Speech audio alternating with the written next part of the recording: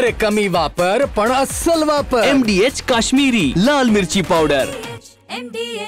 महाराष्ट्रासह संबंध देशाचं आराध्य दैवत असणारे छत्रपती शिवाजी महाराजांचा मुंबई विमानतळावरील जो पुतळा आहे हा केंद्र सरकारला आता अडथळा ठरू लागला असल्याचं धक्कादायक वास्तव आणि संतापजनक प्रकार हा समोर आलेला आहे। आपण बघू शकता की याच पश्चिम द्रुतगती महामार्गावरती छत्रपती शिवाजी महाराज आंतरराष्ट्रीय विमानतळ आहे आणि याच विमानतळाच्या समोर तेजस्वी असा छत्रपती शिवरायांचा पुतळा या ठिकाणी बसवण्यात आलेला आहे।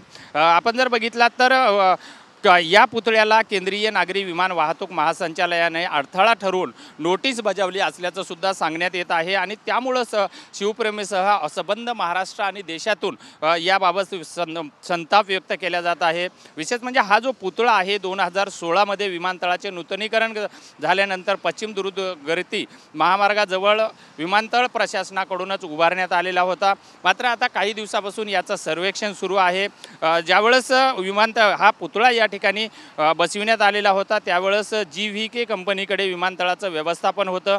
मात्र आता विमानतळाचे व्यवस्थापन जे आहे हे अदानीकडे आल्यानंतर आता थेट शिवरायांचा पुतळाच हटवण्याचं कारस्थान सुरू झालं असल्याचं DGCAच्या नोटीसने त्याचा पर्दाफाश झालेला आहे। या नोटीसमुळं एकंदरीतच जे शिवप्रेमी आहेत यांच्यामध्ये तीव्र संतापाची लाट पसरलेली आहे।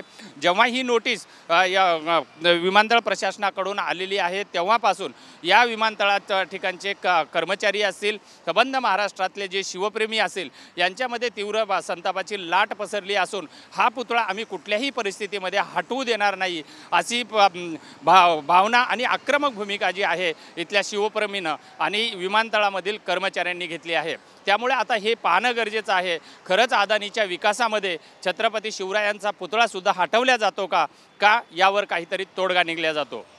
व्हिडिओ जर्नलिस्ट संतोष कदमसह विजय गायकवाड TV9 मराठी मुंबई।